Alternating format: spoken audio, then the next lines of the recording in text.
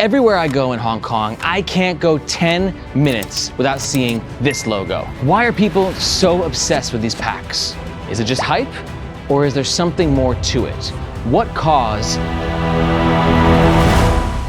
Looking at the history books, we can find our first clue. Ake Norden, Fjällräven's founder, made his first backpack at age 14 using his mom's sewing machine. Why would he do such a thing? Well, because in the 50s in Sweden, there weren't many hiking bags available. And the ones that were available looked like this. Highly specialized equipment that he just couldn't afford. Here's Ake's invention for reference. This is our first clue. He was first to get into the market when there wasn't even really a market to begin with. And what happened next, some could describe as dumb luck. You see, in the 50s, Sweden introduced a 4-week statutory holiday. And what are you gonna do with 28 days off in a year? You're gonna go hiking, you're gonna go camping. And in this time, hiking and camping exploded in Sweden. And when this happened, Fjällräven was ready. I'm talking tents, backpacks, hiking gear, all of it. You could compare it to trendjacking. You see, environmental protection has been gaining ground steadily since the 70s, and more so in Sweden than other places.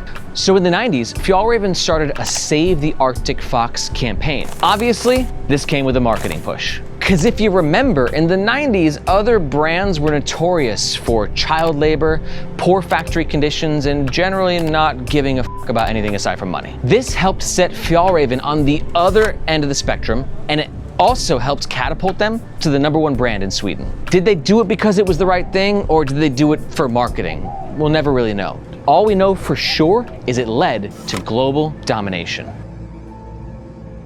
9 million people lived in Sweden in the 2000s. So that means it took them 40 years to become the #1 clothing brand in their own country. And there's 7 billion people on Earth, so if they want to become a truly dominant global brand, they got to change their tactics or wait 31,000 years. You see, Fjällräven holds this annual hiking event called the Fjällräven Classic. It was originally held in Denmark and Sweden, but eventually they started to hold this conference in Colorado in the US as well. And what are you going to do when you take part in a cool, trendy outdoor conference? You're gonna take pictures. Where are you gonna put those pictures? You're gonna post them online. And Fjällräven's early social media presence helped them get a ton of attention and gain a ton of trust. Now, you can't talk about a brand without talking about their customers. A 90-year-old isn't gonna be climbing any mountains, but 20 to 30-year-olds, absolutely. This left Fjällräven vulnerable. They had to keep up with the current trends. And what's been a trend over the past 10, 15 years? Classic and vintage. And when you compare this to other outdoors brands, you can see where Fjällräven sets themselves apart. A lot of outdoors brands are like really puffy materials and bright neon colors. Like a 1980s jogger in LA, hairspray and everything. In contrast, Fjällräven flaunted more earthy and muted colors. It's just a more minimalist look. And this vintage look resonated with people who were buying their first outdoor gear. They don't want to look sporty, they want to look cool and maybe a little hip.